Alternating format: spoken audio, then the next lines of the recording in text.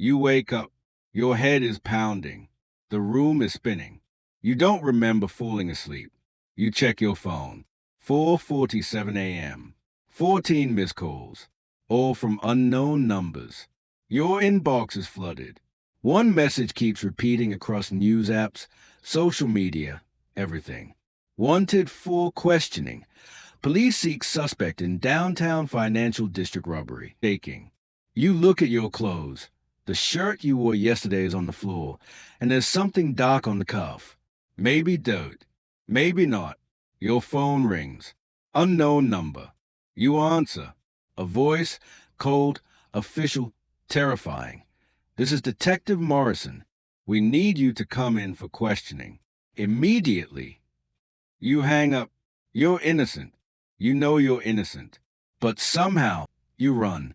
You grab your backpack, your wallet, and the cash from your desk drawer, $2 400. All of it. You need time to think. You need to figure out what happened during those missing 3 hours. The news is everywhere now. $4.2 million stolen from Meridian Financial. So you check into a cheap motel on the edge of town. The kind of place where they don't ask questions. The kind of place where people disappear. Room 247. Third floor. You lock the door. On the TV, your face flashes across the screen again. They are calling you a professional thief. They are showing your apartment. They are showing your bank statements. They are building a narrative that isn't true. But the evidence is perfect.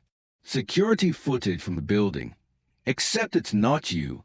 It's someone who looks like you. Same build, same height, same jacket. But the face is blurred. The face is always blurred. And that's when you realize someone framed you. Not just accused you. Framed you. Perfectly. Whoever did this knew everything. They knew your schedule. They knew your appearance. They knew how to make you look guilty.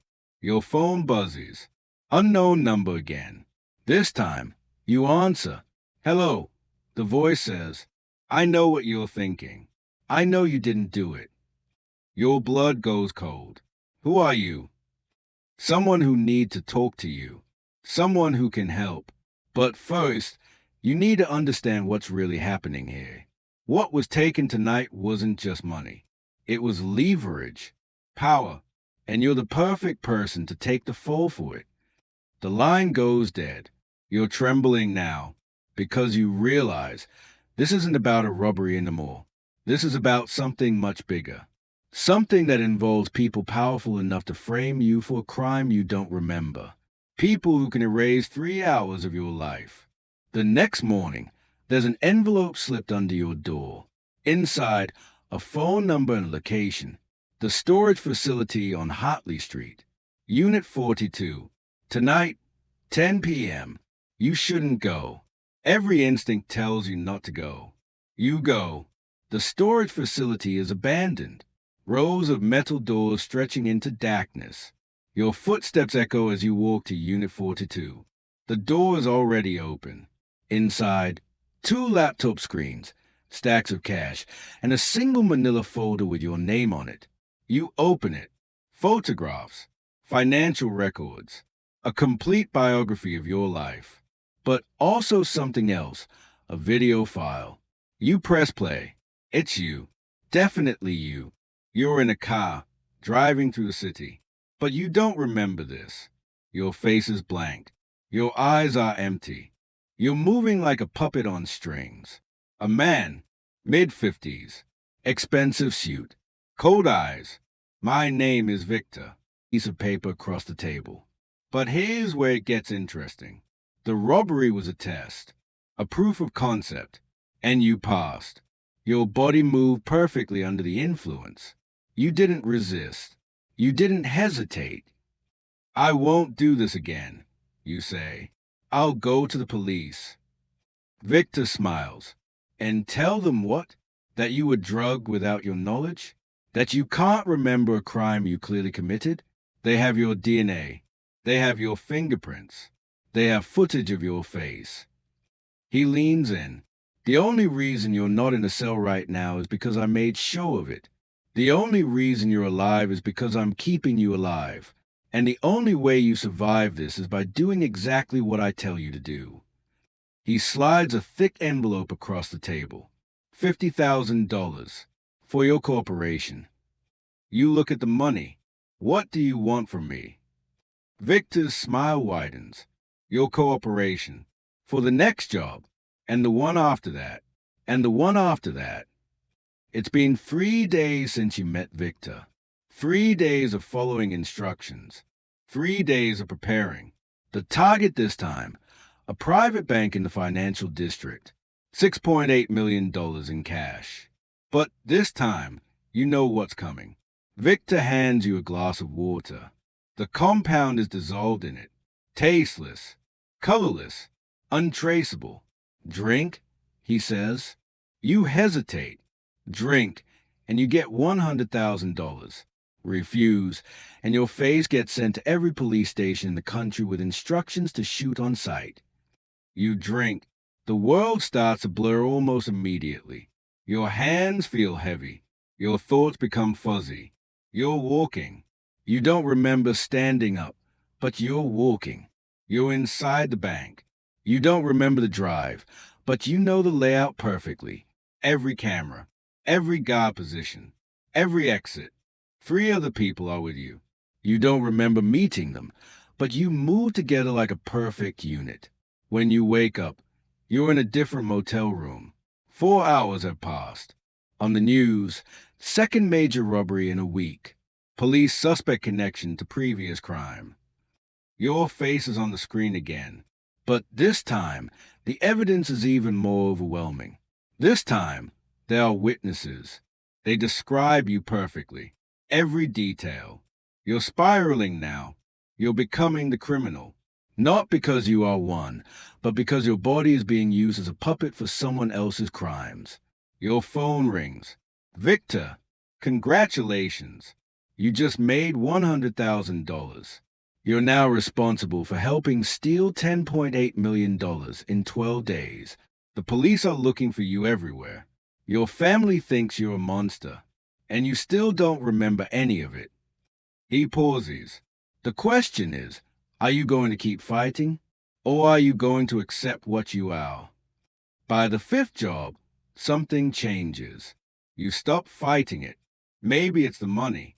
You now have $350,000 in cash. Enough to disappear. Enough to start over.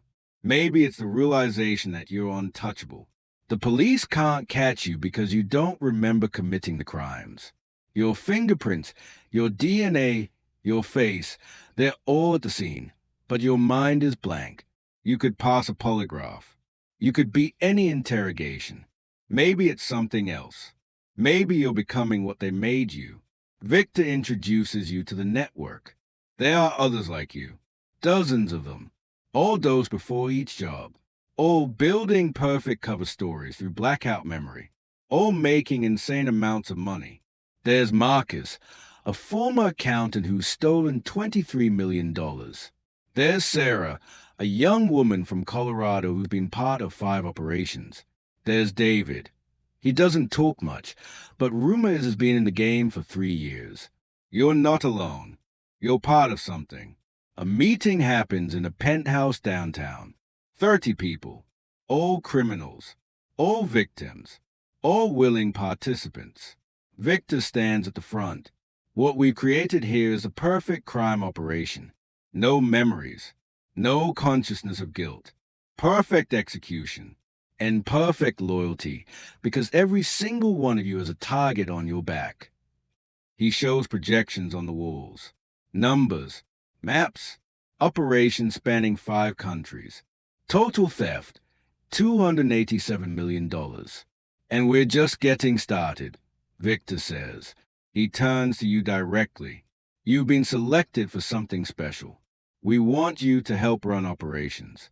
You'll coordinate teams. You'll oversee logistics. And for that, you'll make $500,000 per operation. 5 operations per month. $2.5 million per month. You don't say no. You say yes. But power comes with a price. Everyone in the network is watching everyone else. You start to see patterns. People disappearing. People who knew too much. People who ask questions. 3 weeks ago, David mentioned wanting out. Wanted to disappear. Start fresh. He vanished the next day. Not arrested. Not dead. Just gone. Sarah starts acting nervous. Asking where the money goes. Asking who Victor answers to. Asking questions she shouldn't ask. You don't see her at the next meeting. You start to understand. This isn't freedom. This is a cage made of money and fear. You have $2.1 million now. Enough to disappear. Enough to run. But you know what happens to people who try to run. There's a saying in the network. Once you're in, you don't leave. You just stop existing. One night, you're alone in your apartment. The apartment you rented under a fake name, in a fake city, with fake documentation. There's a knock on the door. Your heart stops. You open it. It's Victor. I wanted to check on you, he says. You've been quiet, withdrawn. That worries me. I'm fine, you say. Just tired. You're thinking about leaving, Victor says. It's not a question. No, I'm not. You're going to do 5 more operations. 5. Then you can walk. Alive. Free. With all your money. No questions. Why? You ask. Because 5 more operations means $12.5 million. And at that point, most wanted criminal in the country. Any story you tell just sounds like a desperate man trying to build an alibi. He smiles. You're a brilliant criminal. And brilliant criminals are worth keeping around. But realize you've stolen $47 million. $47 million from people who probably deserved it less than you did. Banks, wealthy collectors, corrupt politicians, corporations with blood on their hands. You stop thinking of yourself as a victim. You start thinking of yourself as a force of nature.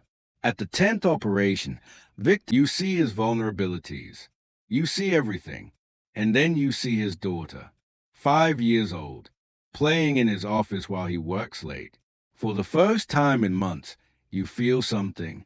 Shame, horror, guilt. You realize what you become. Not a victim, not a criminal, a weapon. Something with human form and animal instinct. You leave the job incomplete. Victor calls you immediately. What are you doing? He demands. I can't, you say. Can't what? Can't keep doing this. There's a long silence on the phone. You know what happens to people who stop being useful, Victor says quietly. I know, you respond. Then why are you making this choice? You don't have an answer. Within 48 hours, your picture is leaked to the police. Not just your face. Everything. Your real name. Your real history. Your connections to the network. Suddenly, you're not the victim anymore. You're the face of a major criminal enterprise. The FBI gets involved. Interpol gets involved. Every police agency in the country is looking for you. And this time, Victor isn't protecting you. You run. You use your stolen money to buy fake passports. You rent a cabin in Montana under another fake name. You cut off all communication. For 3 weeks, you almost disappear. Then the FBI finds a cabin. You run out the back. You're in the woods. Dense forest. No direction. Just forward. Behind you, you hear dogs. Voices.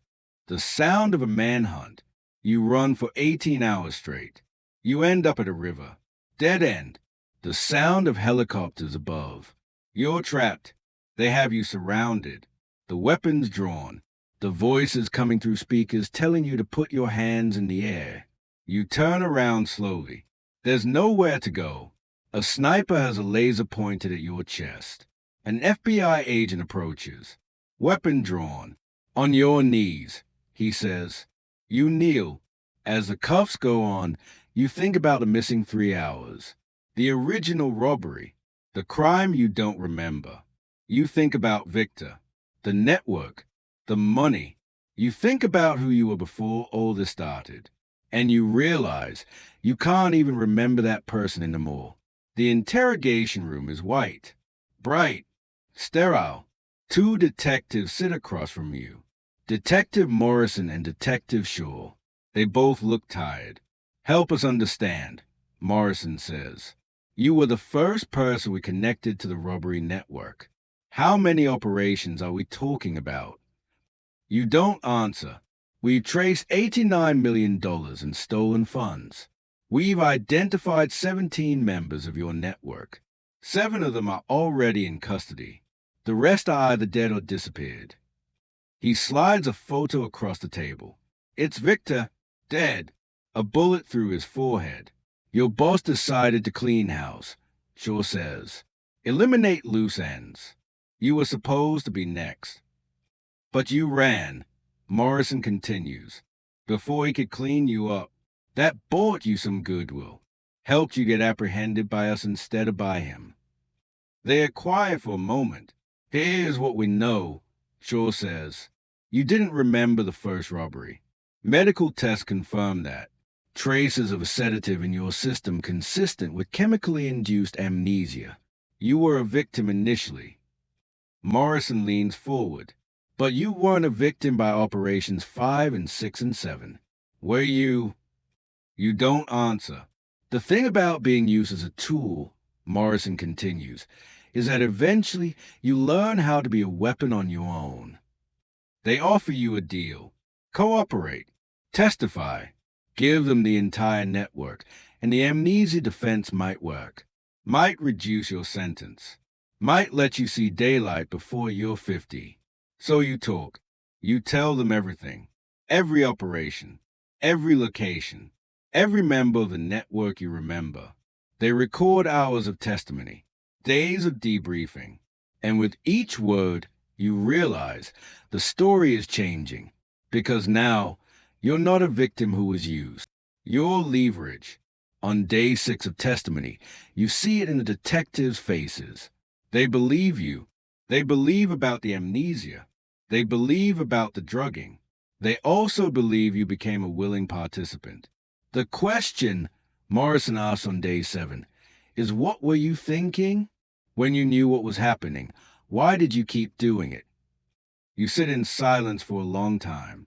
Because I was good at it, you finally say. Because I'd stopped being me, and it was easier to be someone else. It was easier to be a weapon than a person. The trial lasts 6 months. The prosecution presents the evidence. Overwhelming. Undeniable. Your defense team argues duress. Arguments about the initial drugging. Arguments about the threats. Arguments about the exploitation of a vulnerable mind. It's not enough. The jury convicts you on 37 counts. Armed robbery. Conspiracy. Money laundering. Aggravated assault. Because yes, there was violence on operations you don't fully remember. The judge looks disappointed. This is a case that haunts me, the judge says before sentencing. You were victimized. Absolutely. But you also became a predator. And I cannot ignore that transformation. 23 years. That's a sentence. You will be eligible for parole in 18, the judge says. If you use this time well. If you genuinely reform, then perhaps you can rejoin society. As they lead you from the courtroom, you look at your mother in the gallery. She's crying, but not for you, for what you could have been. Prison is where the truth catches up with you. The prison library. It gives you time to think. You read psychology books, neuroscience journals, philosophy texts, anything that might explain how someone becomes a criminal. A visiting psychologist asked you once, do you think you were born this way? Or did the drugging change you? Does it matter? You respond. I'm the result either way. Years pass. You're 38 now. You've been in prison for 7 years. You get a letter one day. From Sarah, the woman from the network. She's alive. She escaped. She's in a different country under a different name. Building a different life. The letter says, I think we were trapped by something stronger than fear. We were trapped by the possibility of power. And once you taste that, everything else feels like dying slowly. I'm still not sure if I'm better now or just better at hiding. You don't write back. 18 years later, you're up for parole. Your psychology reports are good. Your behavior has been exemplary. You've shown genuine remorse. The parole board grants it. On the day you're released, you're 54 years old. A lot has changed. The world has changed. Technology has advanced. The network is completely dismantled. Victor is dead. Most of the other members are either dead or still in prison. You're given $200 from the prison account and a bus ticket to a city you don't know. You leave with the clothes on your back. For the first few weeks, you work minimum wage jobs, dishwashing, cleaning, maintenance. No one recognizes you. You're too old, too broken, too ordinary. You rent a small apartment. You live alone. And every single day, you try not to think about those 3 missing hours. Because even though you don't remember them, you know what they cost. 10 years after your release, you see Victor's daughter. Not Victor's daughter directly. You see a woman who looks like she could be that 5-year-old, now grown up. She's walking through a coffee shop. You're working there, wiping tables. She doesn't recognize you. She orders a coffee and leaves. But seeing her breaks something in you. Because you realize she's lived her entire adult life knowing her father was victimized by a criminal network. Not murdered, just destroyed. His career, his security firm, his reputation, all erased because he was in the wrong place at the wrong time, protecting the wrong thing. That night, you research her online. She's a victim's advocate. She runs a nonprofit for people exploited by criminal organizations. She helps people like you should have been helped. Like you should have become. You almost reach out. You almost write a letter. You don't, because some things can't be fixed. Some apologies can't be made. Some damage is permanent. Now you're 47. You've been released for 25 years. You work as a maintenance supervisor in a large office building. The job pays decently. You have an apartment. You have savings. You have a normal life. Except you don't, because you still have the money. Not the money you stole. That was seized, frozen, distributed to victims. But you had accounts hidden deep. Safety nets. Backup funds buried in cryptocurrencies and shell companies that somehow never got found. You have $8.7 million in accessible funds. You discovered it 3 years ago during a routine online banking check. And every day since then, you've had to make the same choice. Use it. Run. Become again what you were before. Or leave it buried. Stay normal. Stay invisible. Stay dead inside. Today, you receive a phone call. Unknown number. You almost don't answer. You do. Hello, a voice says. I know who you are. I know what you are. And I have a proposition for you. Your hand trembles. It's happening again. The cycle is beginning again. And you're not sure anymore which version of yourself will make the choice. The victim or the weapon.